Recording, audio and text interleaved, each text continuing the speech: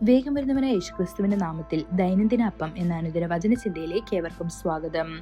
ഇന്ന് ഞങ്ങളുടെ സങ്കേതം എന്ന വിഷയത്തെ ആസ്പദമാക്കി ചില കാര്യങ്ങളെ നമുക്ക് ചിന്തിക്കാം. അതിനാധാരമായ ഒരു വാക്യം വായിക്കാം. ആവർത്തന പുസ്തകം 33 അധ്യായം 27 വാക്യം. നിത്യനായ ദൈവം നിന്റെ സങ്കേതം, കീഴെ ശാശ്വത ഭുജങ്ങളുണ്ട്. അവൻ ശത്രുവിനെ നിന്റെ മുൻപിൽ നിന്ന് നീക്കിക്കളഞ്ഞ് സംഹരിക്ക എന്ന് കൽപ്പിച്ചിരിക്കുന്നു. കർത്താവ് നിങ്ങളുടെ സങ്കേതം.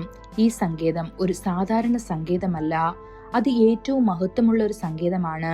ദൈവത്തിന്റെ ദാസനായ മോശ പ്രഖ്യാപിക്കുന്നത് നോക്കുക. നിത്യനായ ദൈവം നിങ്ങളുടെ സങ്കേതം. കർത്താവിന്റെ സങ്കേതത്തിൽ വസിക്കുന്ന മനുഷ്യൻ ഭാഗ്യവാൻ. ഒരിക്കൽ ഞാൻ ശ്രീലങ്കയിൽ നിന്നുള്ള ഒരു ശുശ്രൂഷകനെ കണ്ടു. കണ്ണുകളിൽ കണ്ണുനീരോടെ അദ്ദേഹം പറഞ്ഞു, ശ്രീലങ്കൻ സൈന്യം പലതവണ തോക്കുകൾ ഉപയോഗിച്ച് എന്നെ വെടിവെക്കാൻ ശ്രമിച്ചു. പക്ഷെ വെടിയുണ്ടകൾ ഒരിക്കലും ആയുധങ്ങളിൽ നിന്ന് പുറത്തു വന്നില്ല. അവർ ഹെലികോപ്റ്ററുകളിൽ നിന്ന് ഞങ്ങളുടെ സഭയിലേക്ക് വലിയ ബോംബുകൾ വർഷിപ്പിച്ചു. ബോംബുകൾ വീണു, പക്ഷെ അവ പൊട്ടിത്തെറിച്ചില്ല. നിത്യനായ ദൈവം ഞങ്ങളുടെ സങ്കേതമായിരുന്നു. നമ്മൾ ജീവിക്കുന്ന ലോകം അപകടകരമായ ഒരു ലോകമാണ്. എപ്പോൾ അപകടമുണ്ടാകുമെന്ന് നമുക്ക് പ്രവചിക്കാൻ കഴിയുകയില്ല. മന്ത്രവാദം, ശൂന്യം, ദുഷ്ടപ്രവർത്തികൾ, പകർച്ചവ്യാധികൾ, അപകടങ്ങൾ എന്നിവ നമ്മെ നിരന്തരം ചുറ്റിപ്പറ്റിയാണ്. എങ്കിലും നാം അവയെ ഭയപ്പെടേണ്ടതില്ല, കാരണം നിത്യനായ ദൈവം നമ്മുടെ സങ്കേതമാണ്. ദാവീദിനെ നോക്കൂ.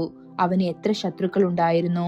ആടുകളെയും കന്നുകാലികളെയും മേയ്ക്കുമ്പോൾ സിംഹങ്ങളും കരടികളും ചെന്നായ്ക്കളും അവന്റെ നേരെ വന്നു.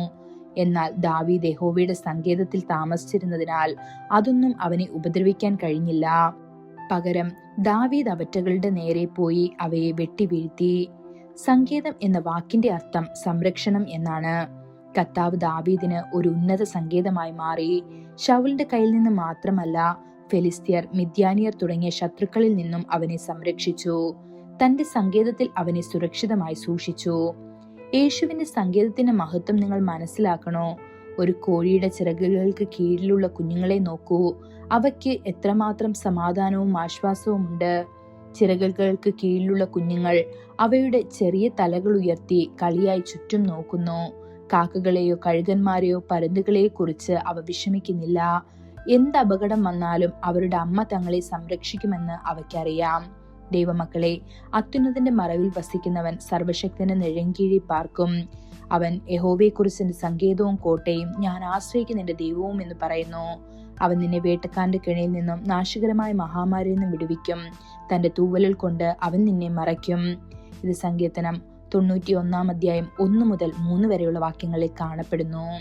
ഈ വചനങ്ങളാൽ ദൈവം നമ്മെ ഓരോരുത്തരെയും അനുഗ്രഹിക്കുമാറാകട്ടെ. കൂടുതൽ ധ്യാനത്തിനുള്ള വാക്യം സങ്കീർത്തനം 46 അധ്യായം 6-7 വാക്യങ്ങൾ. ജാതികൾ കോപിച്ചു, രാജ്യങ്ങൾ കുലുങ്ങി. അവൻ തന്റെ ശബ്ദം കേൾപ്പിച്ചു, ഭൂമി ഉരുകിപ്പോയി. സൈന്യങ്ങളുടെ യഹോവ നമ്മോട് കൂടെയുണ്ട്. യാക്കോബിന്റെ ദൈവം നമ്മുടെ ദുർഗമാകുന്നു. ഇന്നത്തെ ബൈബിൾ വായന രാവിലെ യോബ് 1-2 അധ്യായങ്ങൾ, വൈകുന്നേരം അപ്പോസ്തലപ്രവൃത്തികൾ 7 അധ്യായം 22 മുതൽ 43 വരെയുള്ള വാക്യങ്ങൾ. ആമേൻ.